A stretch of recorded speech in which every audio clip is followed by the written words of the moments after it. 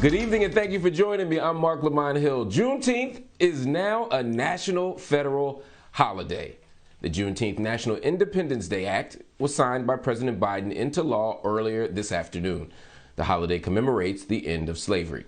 The legislation passed this week with overwhelming support in both chambers of the Congress. Meanwhile, Vice President Harris says designating Juneteenth as a federal holiday, quote, makes an important statement in acknowledging our history.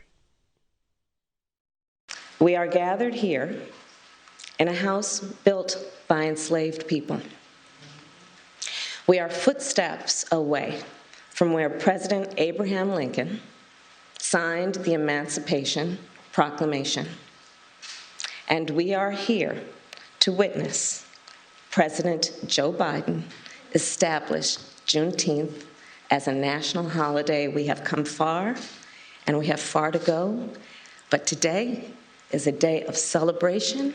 This day doesn't just celebrate the past. It calls for action today.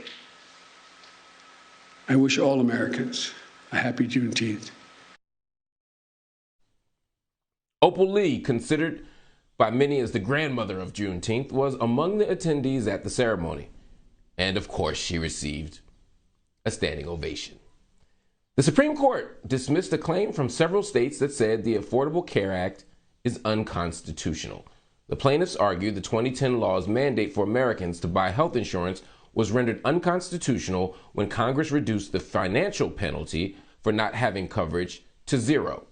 In a 7-2 decision, the justices cited that same zero penalty and said that it shows there is no harm to opponents of Obamacare. They also said the consortium of states did not have a legal right to bring the case.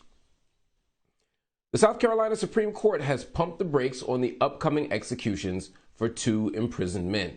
Today, the court blocked the planned executions of 2 prisoners by electrocution chair, saying the 2 men on death row in South Carolina cannot be put to death until the state can come up with a way to create a firing squad.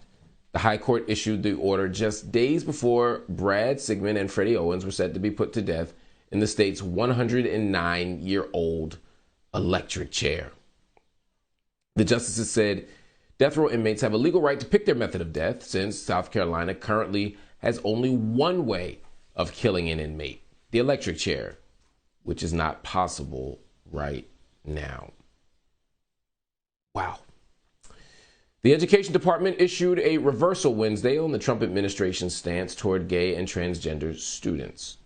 Officials say Title IX prohibits discrimination that is based on gender identity and sexual orientation. In 2017, Trump said rights for transgender and gay students were not protected by law. Under Trump, trans students had to use bathrooms and facilities that corresponded to their birth gender. 2 Atlanta college students who were pulled from a car in downtown Atlanta are now filing a lawsuit against the city.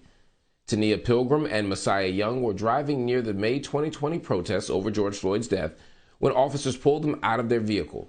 According to the students, or their attorneys anyway, Pilgrim was forced to the ground as they handcuffed her and then left for hours in a police van. Attorneys also say Young was punched repeatedly and suffered a cut on his arm that required stitches. They claim the officers used excessive force on the couple without any basis.